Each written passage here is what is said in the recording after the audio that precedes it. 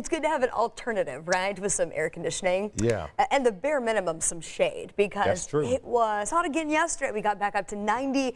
Not quite going to get to 90 today, But but we'll still need the AC.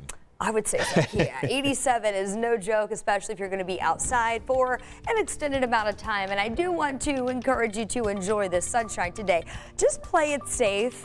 Go to the shade if you need to. Take frequent breaks. Make sure we're staying hydrated. And of course, the SPF 30 or above for outdoor time today. In fact, this is going to be a really awesome day for the kids. It's Kids Eat Free Sunday down at the Vic as the Indians host Toledo. It'll be a 1:35 first pitch today.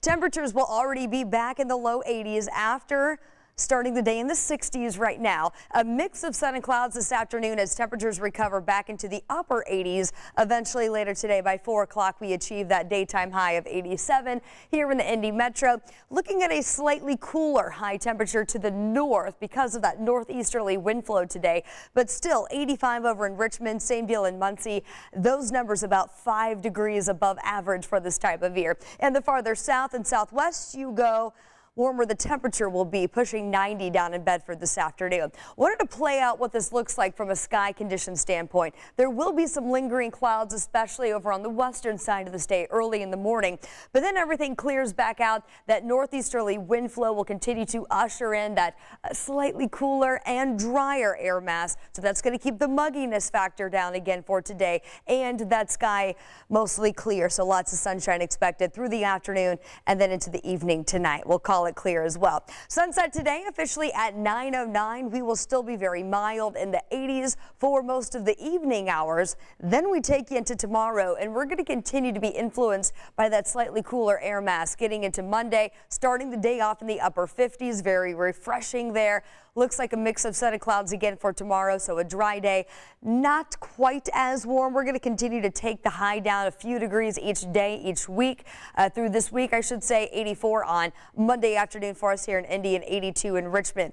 Now, I wanted to talk about the changes coming in. We've got what we call a backdoor cold front because it comes from the opposite direction. Typically, weather systems move from west to east. This one's going to come in from the northeast and track southwest. So this is Tuesday morning at 7 a.m. This boundary will continue to slide south here. Not a ton of moisture associated with it, but if we do see a stray shower, I'm sure we'll all take that as we are sitting with abnormally dry conditions right now.